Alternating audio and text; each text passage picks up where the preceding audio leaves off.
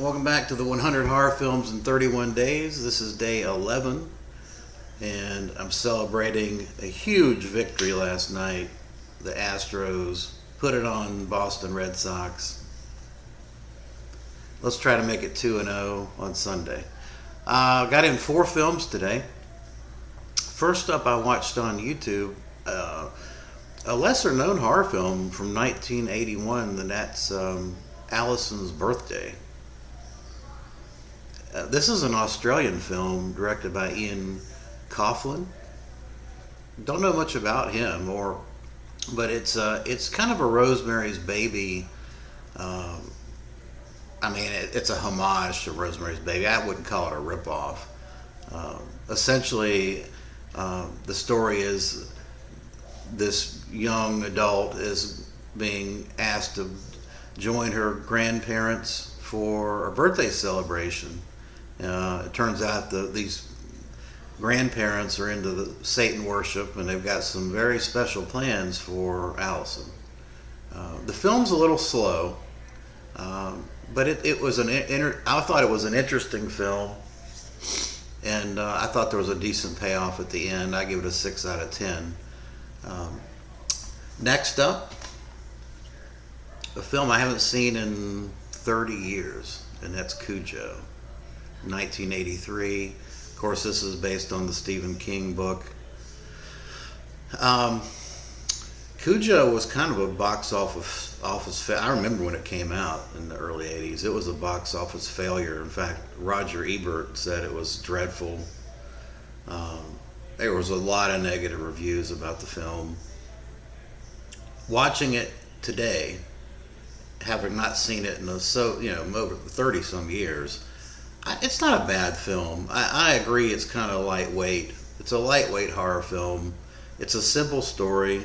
A dog gets bitten by a bat, becomes rabid, and Dee Wallace and her child are trapped in this car for half the movie while this dog is trying to get at them. Dee Wallace was great in it, no doubt about it. I found the kid irritating as hell. I kind of started rooting for I was rooting for Cujo there. It was like, at least shut the kid up. Don't kill Dee Wallace, just shut the kid up. But it's an interesting film, and it's also got a pretty decent subplot. Dee Wallace's husband, she's had an affair on her husband, and they've got this conflict going on. So that kind of carried the first half of the film. I give it a 7 out of 10. It's not a bad film. I enjoyed it. The guy that directed this was really kind of lightweight as well. He did a lot of TV direction, and not a whole lot going on there with him. Next up is a real yawner. Oh my gosh, this was bad. Super Beast, 1972. Now, I like Philippine horror films, and the Blood Island trilogy I've talked about numerous times. Love those films. Severin has got a great box set coming out, so everybody should jump on that and experience the commentaries on those films are gold. Sam Sherman's commentaries.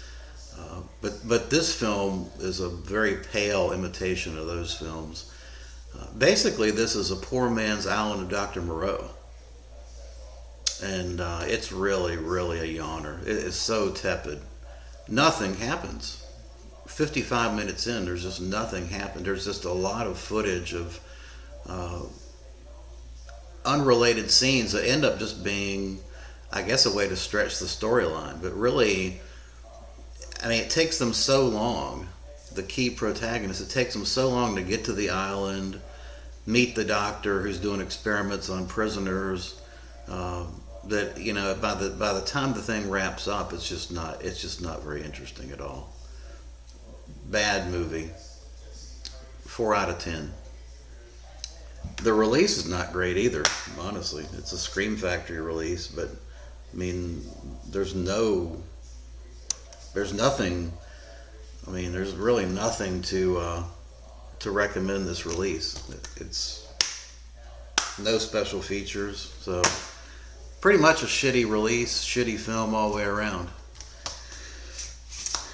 And then finally, I wrapped up with an excellent, excellent film. I was so pleasantly surprised by this MVD release, Abominable 2006. What a great Bigfoot film. This now is my favorite Bigfoot film, bar none. Loved it. 8 out of 10. The story is also a simple one, but it's effectively done. You've got a guy in a wheelchair who's at a mountain resort house with his I guess it's a friend or someone that's kind of watching over him. And next door, at another resort home, there's a group of young women that are also kind of hanging out. And then, of course, Bigfoot comes along and starts terrorizing this group of girls. And the guy in the wheelchair is kind of doing a voyeuristic rear window deal, watching it go on. Also, there's some great appearances by Lance Hendrickson, Jeffrey Combs, and then Paul, the guy from Breakfast Club that's so damn funny.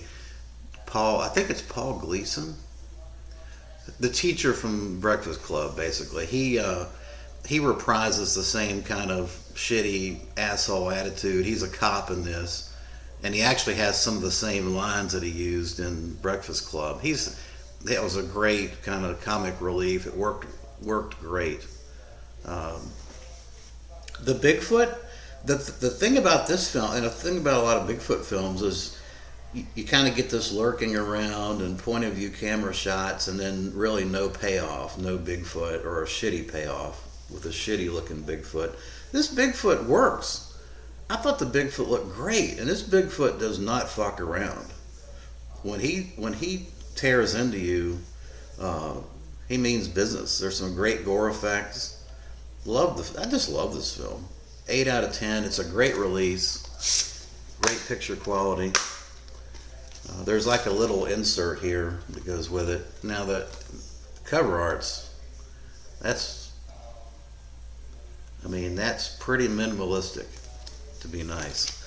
But this thing has great special features, great slipcover, and it's a great film. 8 out of 10. It's now my number one Bigfoot movie of all time. Not that there's not that there's a overwhelming list of great Bigfoot films, but that one certainly is number one now. All right, well, that is it for day 11, and appreciate you watching. Thanks.